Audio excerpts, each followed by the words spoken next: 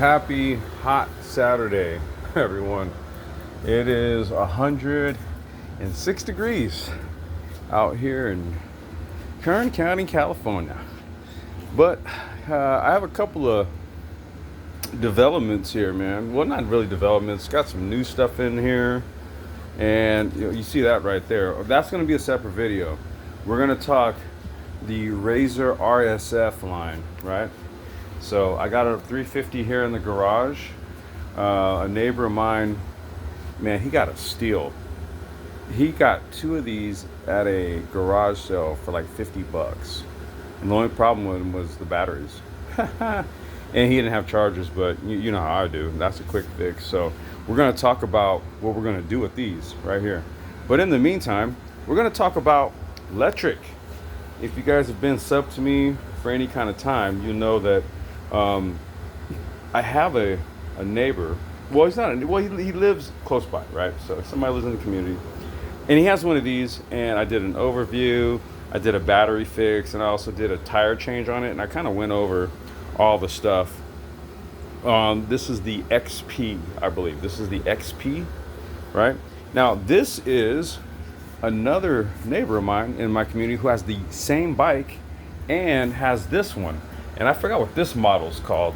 This is essentially an XP, but it does not have the step-through frame, right? It doesn't have the step-through, so this is the step-through version. This is the non-step-through version, okay?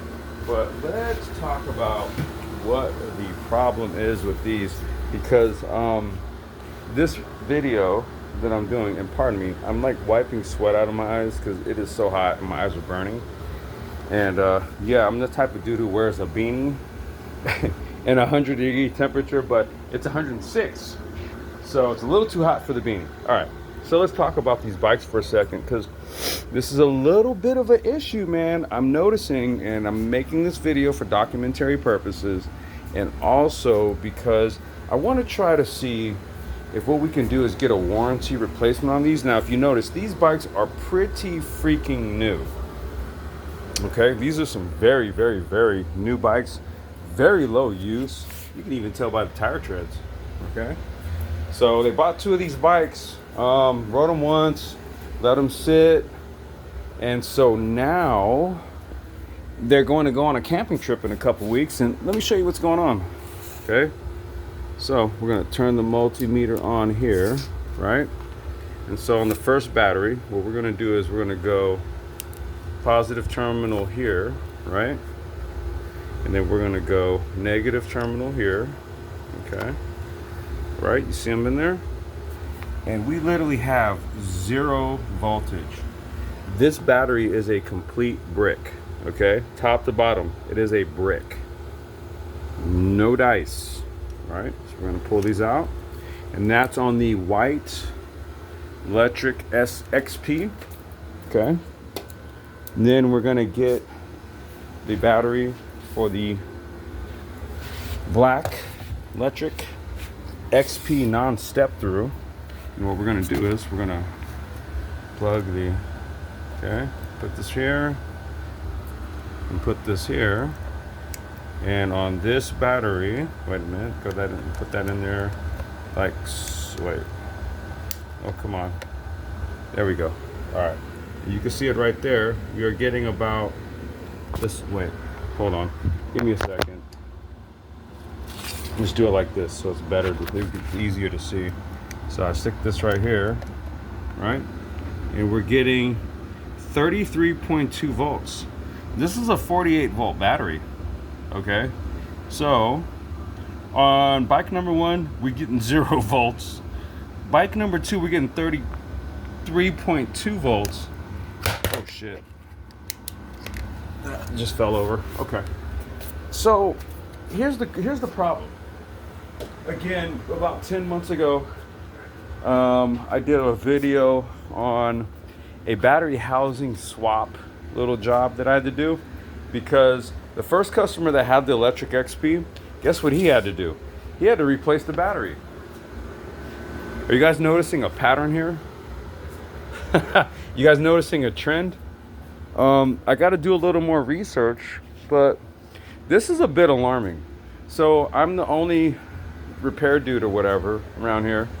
And then I've got 2 customers, and between the 2, they got 3 Lectric, I'm sorry, not electric, Lectric, okay, XP bikes.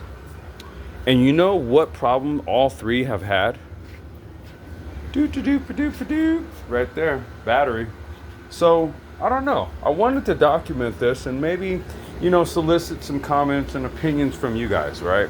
Because I work on so many different brands and stuff like that, and I can kind of tell you what to look for, right, for the various brands that I do work on, right? Razor, I could tell you top to bottom about everything. Few other brands, I could tell you top to bottom. Other stuff, based on what it is that I've got, what's come in, I could tell you the main things to look for, and then other stuff like, how to fix it.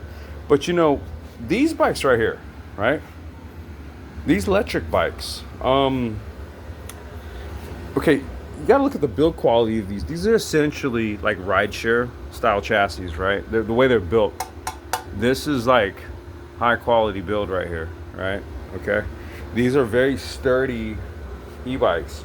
I almost want to say that what you see where it says Lectric e-bikes right there on the motor. I think these are Bafang kits. Okay, I think these are Bafang, and they were just branded Lectric. But all of the componentry suggests to me that this is actually Bafang kit. Okay. The problem is I don't know where they get their goddamn batteries from. Okay, so 3 bikes, 3 battery issues. So, and these are, like, as you can see, these are pretty damn new. So I am going to, and again, this video is just to document this stuff. And then I'm going to email Lectric and I'm be like, hey, listen, we need to talk about doing some warranty replacement, perhaps. That's not a good thing. This is 3 for 3 for me when it comes to their bikes and me having to do some repair work. I've basically had nothing but good things to say about these bikes for the most part. But then when I got these 2 in and then they both had battery issues, I'm like, wait, you know what? All 3 electric bikes that I've had my hands on have had battery issues. So now this is kind of raising a little bit of a red flag. So, again, I'm recording this just to document, and I will be sending this to Lectric to see if they can provide some warranty replacement batteries.